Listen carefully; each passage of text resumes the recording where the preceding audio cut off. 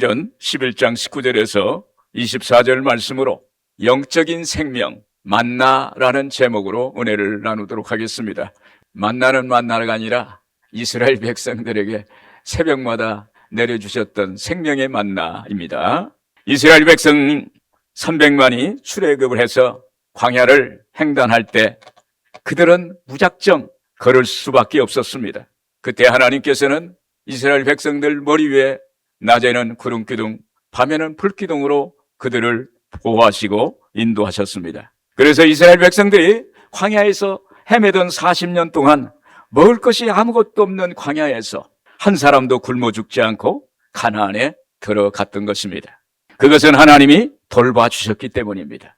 신명기 8장 3절에 이렇게 말씀합니다. 너를 낮추시며 너를 줄이게 하시며 또 너도 알지 못하며 내 조상들도 알지 못하던 만나를 내게 먹이신 것은 사람이 떡으로만 사는 것이 아니요 야의 입에서 나오는 모든 말씀으로 사는 줄을 내가 알게 하려 하심이니라.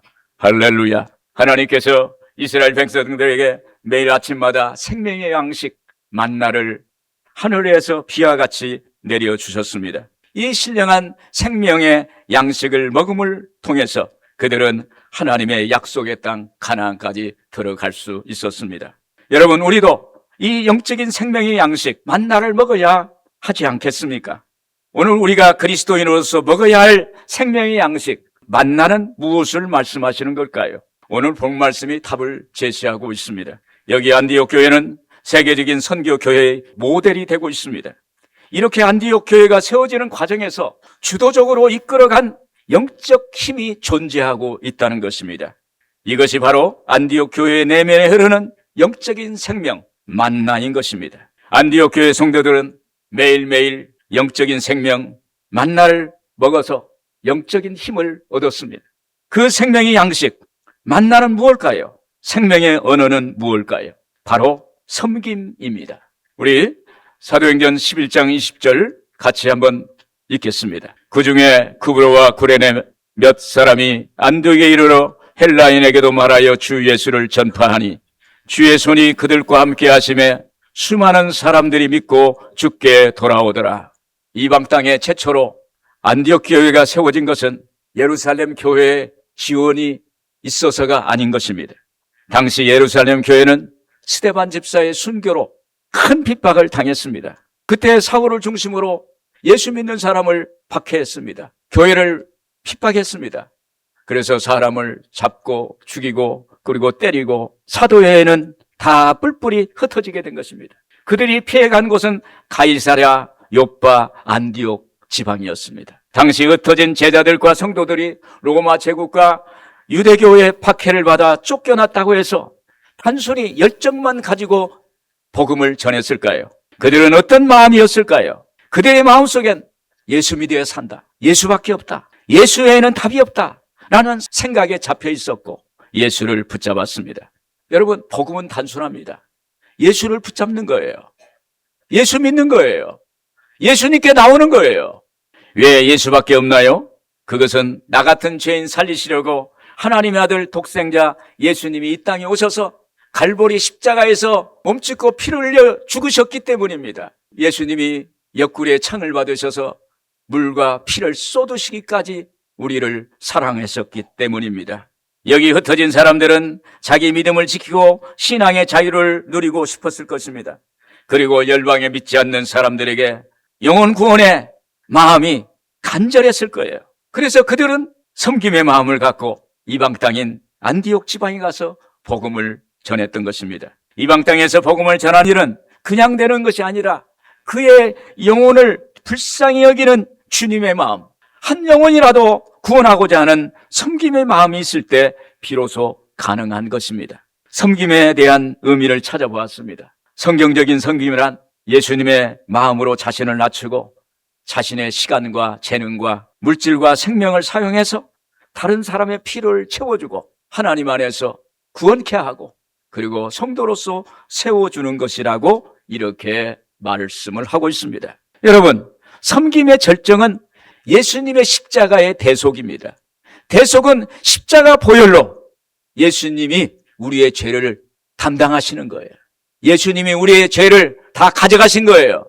그리고 우리는 죄 없는 사람이 되는 것입니다. 마가복음 10장 45절에 이렇게 말씀합니다. 인자가 온 것은 섬김을 받으려 함이 아니라 도리어 섬기려 하고 자기 목숨을 많은 사람의 대속물로 주려 함이니라. 예수님의 섬김은 단순히 선행을 베푸는 것이 아니라 자신을 낮추어 죄인을 구원하시기 위해서 마침내 십자가에서 자기 생명까지도 내놓는 사랑을 의미합니다. 여기서 흩어진 제자들과 성도들은 예수님의 섬김의 은혜를 받은 사람들이에요. 그들의 마음 중심에는 섬김이라는 생명의 만나가 있었어요. 생명의 만나는 이스라엘 백성들이 광야에서 매일 하늘에서 받아서 먹은 것처럼 매일 하나님으로부터 받는 신령한 은사입니다. 바울은 이렇게 말합니다. 나는 날마다 죽노라. 항상 기뻐하라. 쉬지 말고 기도하라. 범사에 감사하라. 이렇게 외쳤던 것입니다. 여러분, 바울이 이렇게 부르짖고 외쳤던 것은 영적인 삶에서 매일매일 하나님이 주시는 생명의 만나, 생명의 양식을 받았기 때문이에요. 오늘 여러분들에게도 매일 위로부터 내려오는 신령한 생명의 양식을 받는 여러분들 되기를 바랍니다. 또한 섬김이란 제자들과 성도들의 손으로 하는 것이 아니었어요. 진짜 섬김은 사람의 손이 아니라 주님의 손이 동반되어야 가능한 것입니다. 인간의 손은 때 묻은 손입니다. 사람의 손은 탐욕의 손이요, 세속적인 손이요, 죄악의 손일 따름입니다. 사도행전 11장 21절에 그랬습니다. 주의 손이 그들과 함께 하심에 수많은 사람들이 믿고 주께로 돌아오더라. 할렐루야. 주의 손이 그들과 함께 하였다. 제자들과 성도들이 주의 손을 의지하고 나가서 복음을 전할 때 수많은 사람들이 믿고 주께로 돌아오는 역사가 있게 된 것입니다. 그들이 주의 손을 의지하고 나갔다는 것은 그들이 기도하고 또 성령 충만을 주옵소서, 능력을 주세요. 그래야 복음을 전할 수 있습니다. 힘을 주세요. 용기를 주세요. 나갈 수 있는 힘을 주세요. 구원의 역사가 일어나게 하옵소서 부르짖고 나갔기 때문입니다.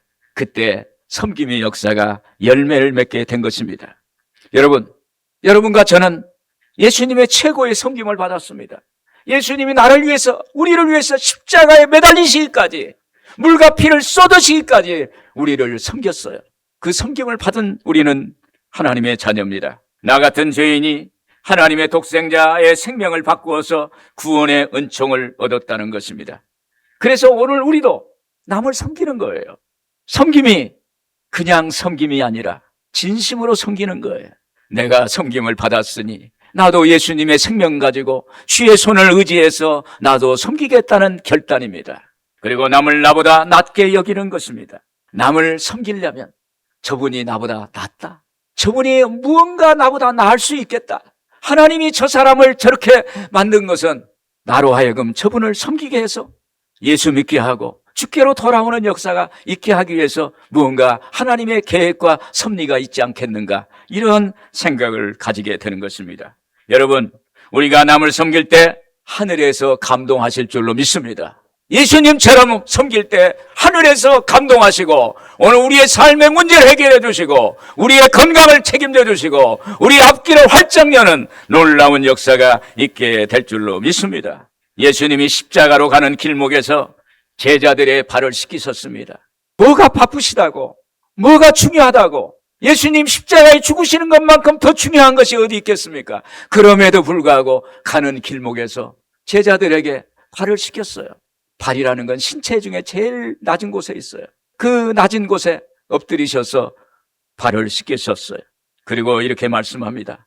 나도 너희를 섬겼으니 너희도 이와 같이 하라. 할렐루야. 생명의 언어, 생명의 양식, 만나, 이 섬김의 그 말씀을 우리가 새기면서 매일매일 이러한 삶을 살아갈 때 오늘 하나님의 놀라운 역사가 있게 될 것입니다. 섬김은 공동체와 개인을 살리는 생명의 언어가 되는 것입니다. 여러분, 섬기세요. 섬겨보세요. 한번 해보세요. 그러면 놀라운, 지금까지 경험해보지 못한 새로운 세계가 열리는 거예요. 할렐루야. 여러분들에게 이런 역사가 있기를 주의 이름으로 축원을 드립니다. 또 섬김의 안디옥 교회 내면에 흐르는 영적인 생명 만나는 무엇일까요? 그것은 바로 존중입니다. 사도행전 11장 22절, 23절 우리 한번 같이 읽겠습니다. 예루살렘 교회가 이 사람들의 소문을 듣고 바나바를 안디옥까지 보내니 그가 이르러 하나님의 은혜를 보고 기뻐하여 모든 사람에게 굳건한 마음으로 주와 함께 머물러 있으라 권하니. 당시 예루살렘 교회가 이방 안디옥 지방에 교회를 세웠다는 소문이 예루살렘 교회, 모 교회에 들립니다. 그 소식을 듣고 예루살렘 교회가 교회 지도자를 파송해야겠다고 이렇게 결정하고 나갑니다. 이런 일은 이례적인 일이에요. 이방인에게, 유대인의 교회가 이방인이 세운 교회에 그곳에 이스라엘의 교회 지도자를 파송한다는 것은 이전에 없었던 일입니다. 그 소문의 내용은 예루살렘에서 흩어진 복음 전도자를 통해서 안디옥의 수많은 이방인들에게 복음이 전파되었다는 것입니다. 이방인에게 복음이 전파되었다는 소식은 예루살렘 교회로 하여금 즉각적인 반응을 하게 만들었어요. 야, 이방인에게도 복음이 전파됐다. 아, 이방인에게도 구원이 있구나. 놀라운 일이었어요. 놀라지 않으시죠, 여러분? 그때 당시는 놀라운 일이었어요. 대단한 놀라운 일이었어요. 당시 유대인들은 사도와 성도들이 있는 예루살렘 교회만 구원이 있는 것으로 알았으나 사도행전 10장에 보면 로마 군인 백부장 이방인인 고넬료에게 복음이 전파돼서 그 가정이, 온 가정이 구원을 받았어요. 성령을 받았습니다. 고넬료의 이방인 구원의 사건이 이슈가 되었어요. 그래서 비상한 관심을 갖게 된 것입니다. 사도행전 10장 34절 보면 베드로가 입을 열어 말하되 내가 참으로 하나님은 사람의 애모를 보지 아니하시고 각 나라 중 하나님을 경외하며 의를 행하는 사람은 다 받으시는 줄 깨달았도다. 할렐루야. 여기에 각 나라 중이라는 말과 다 받으시는 줄 말이라는 말은 하나님의 구원이 유대인에게만 머무는 것이 아니라, 유대인에게만 국한된 것이 아니라 이방인에게도 구원이 있다는 거예요. 할렐루야. 그래서 예루살렘 교회는 어떤 사람을 선발해서 안디옥 교회에 파송할 것인가 고민을 했을 것입니다. 그때 예루살렘 교회 사도들은 어떤 심정이었을까요? 누구를 선발할까? 안디옥 교회가 세워졌는데, 이방 교회가 처음 세워졌는데 누구를 보내야 그 교회를 좀 더 든든히 세워질 수 있을까? 고민 있었고 기도하고 또 기도했을 것입니다. 당시 이방인이 구원받는 것은 처음 있는 일이기에 이방인도 유대인과 같이 하나님의 자녀라는 사실을 인정하고 그들을 받아들이고 그들을 품을 수 있는, 그리고 성령 충만한 제자를 찾았을 것입니다. 결국 예루살렘 교회는 이방인까지도 포용하고 존중의 마음을 가진 바나바를 택한 것입니다. 바나바는 어떤 사람인가요? 사도행전 11장 24절에 바나바는 착한 사람이요 성령과 믿음이 충만한 사람이라 이에 큰 무리가 주께 더하여지더라. 할렐루야. 바나바라는 사람은 예루살렘 교회의 엘리트 같은 제자였습니다. 착한 사람입니다. 성령과 믿음이 충만한 사람입니다. 그렇게 인정받았어요. 그렇게 소문이 났어요. 그는 겉과 속이 똑같은 사람이었어요. 이런 사람을 이방인에게 보낸 것은 안디옥 교회와 성도들을 존중하고 품으라는 것입니다. 여러분, 교회는 품어야 되는 거예요. 할렐루야. 세상에서 힘들고 상처받고 어려운데 교회에 오면 하나님 아버지 집이구나. 하나님 감사합니다. 교회는 무조건 편안해야 돼요. 어려울 땐 같이 있어주고, 그리고 말만 들어줘도 위로와 힘이 되는 그러한 곳, 영혼의 안식처, 영혼의 편안함을 주는 곳, 이것이 교회가 되는 것입니다. 바나바는 안디옥 성도들에게 하나님의 역사가 일어나고 있음을 눈으로 보았습니다. 그리고 하나님이 안디옥 교회와 성도들을 귀하게 여기신다는 것을 깨달았습니다. 그러자 바나바는 안디옥 성도를 존중하게 되었어요. 그의 입에서 귀한 말씀이 나옵니다. 사도행전 11장 23절 우리 한번 같이 보겠습니다. 그가 이르러 하나님의 은혜를 보고 기뻐하여 모든 사람에게 굳건한 마음으로 주와 함께 머물러 있으라. 할렐루야. 이 말을 다른 말로 표현하면 당신은 하나님의 자녀입니다. 이런 말이에요.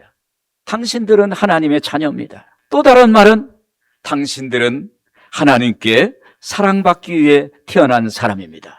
이방인 안디옥 성도들이 이 말을 들었을 때 얼마나 감격했을까요? 복음성가에 당신은 사랑받기 위해 태어난 사람, 한 절만 읽어드리겠습니다. 당신은 사랑받기 위해 태어난 사람, 당신의 삶 속에 그 사랑 받고 있지요.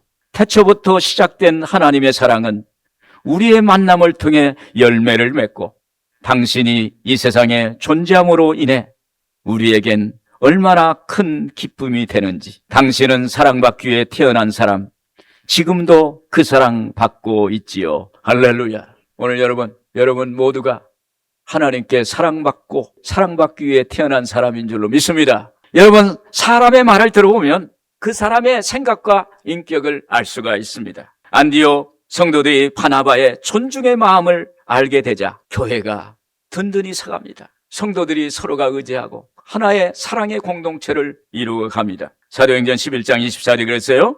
이에 큰 무리가 주께 더하여 지더라. 할렐루야. 여러분, 사람은 저 사람이 나를 존중하는지, 저 사람이 나를 무시하는지 압니다. 저 사람도 나같이 하나님의 뜻이 있어서 택한 사람이야. 저 사람은 예수님의 십자가 보혈로 그 핏값으로 산 귀중한 사람이야.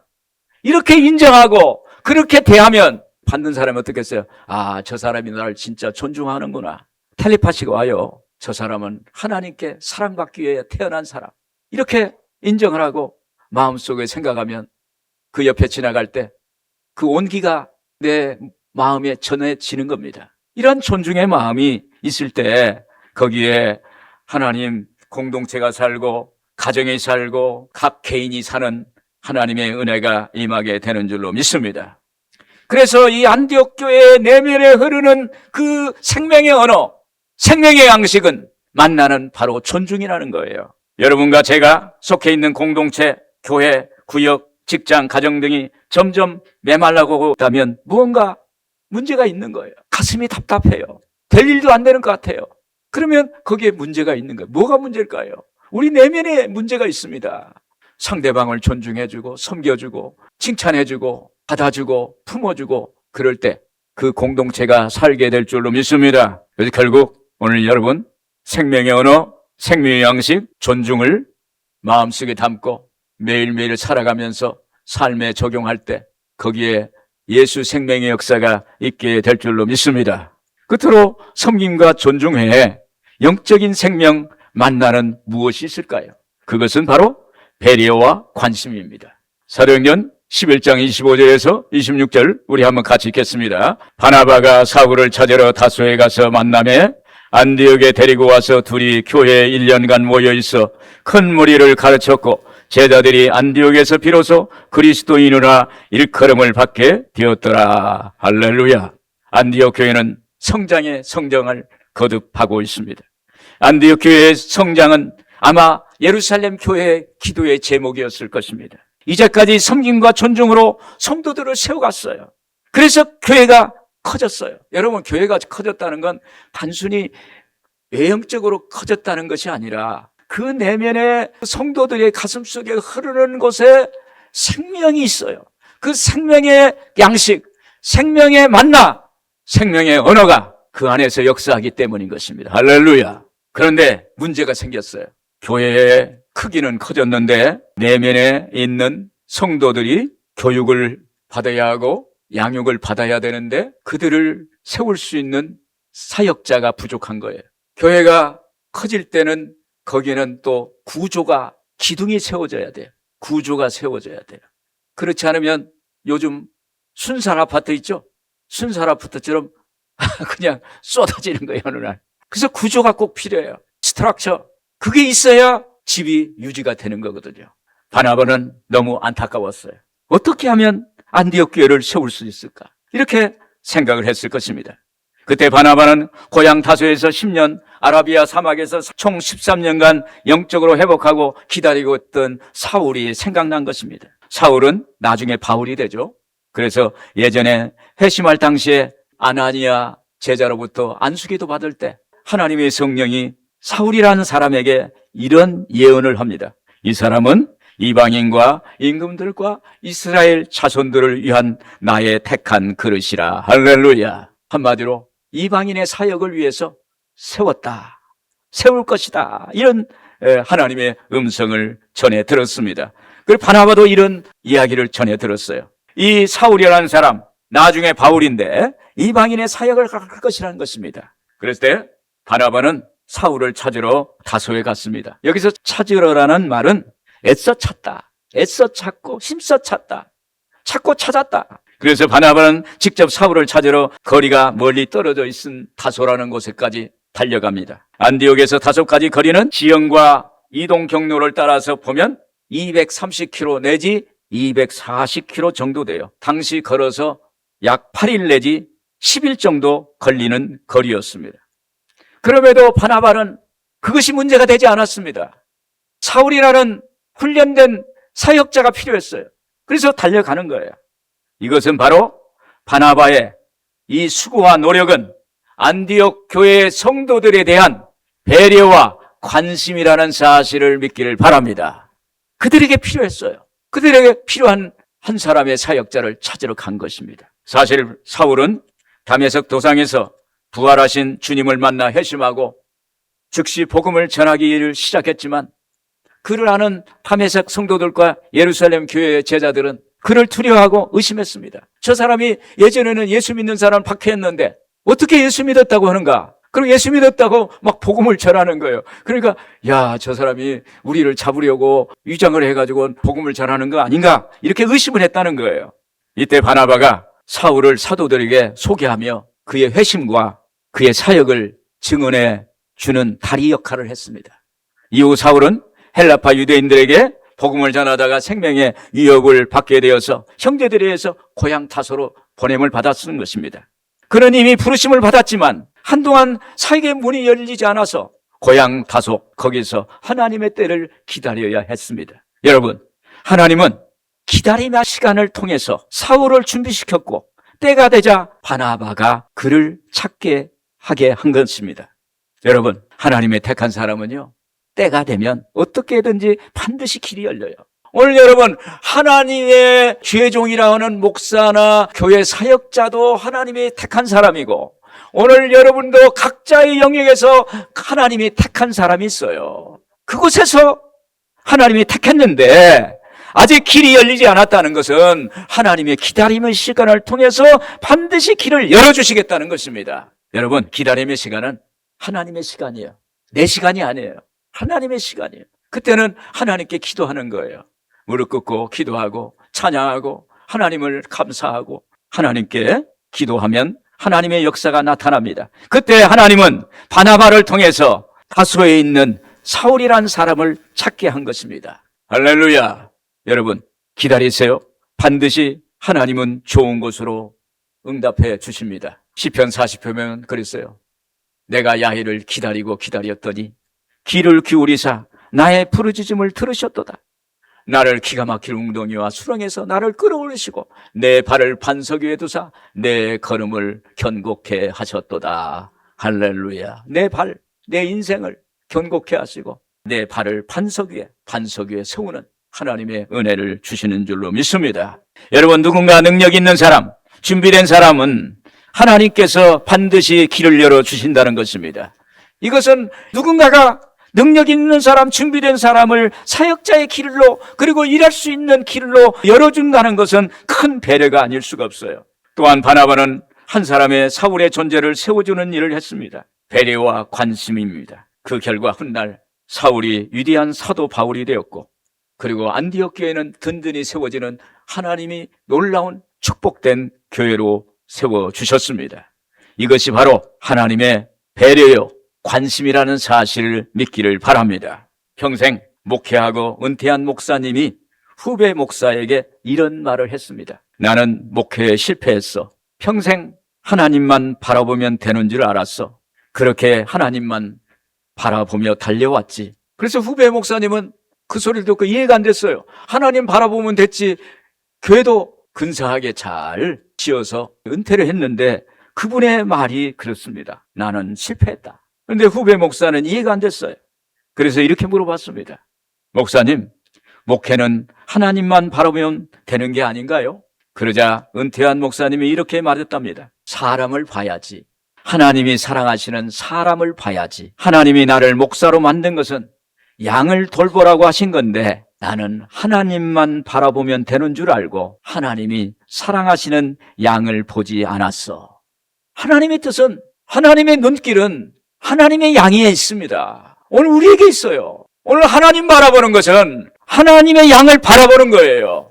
내 하나님을 사랑한다는 말이 정작 하나님이 사랑하라고 맡겨주신 사람을 사랑하지 않는 핑계가 될 수 있다는 말입니다. 하나님이 사랑하시는 사람들이 눈에 들어와야 비로소 하나님의 마음을 알 수가 있어요. 하나님을 믿는 성도들이 눈에 들어와야 위에서 기도하고 성도의 아픔이 목회자의 아픔이 되고 성도의 기쁨이 목회자의 기쁨이 되고 그럴 때 비로소 하나님의 마음을 알고 하나님의 뜻이 이루어진다는 사실을 믿기를 바랍니다.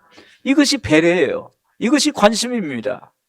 생명의 언어, 섬김, 존중, 배려와 관심. 생명의 이 언어들이 안디옥 교회의 성도와 그 공동체 안에 흐르는 생명의 능력입니다. 보이지 않는 하나님의 힘입니다. 그것이 있을 때 교회뿐만 아니라 오늘 우리 가정에서도 우리의 삶의 영역인 직장에서도 놀라운 하나님의 역사가 있게 되는 것입니다. 그래서 안디옥 교회가 결국 그 믿는 성도들을 많은 세상 사람들이 비로소 그리스도인이라고 칭함을 받게 되었다는 것입니다. 하나님께 쓰임받는 순간 하나님이 사람이 되는 것입니다.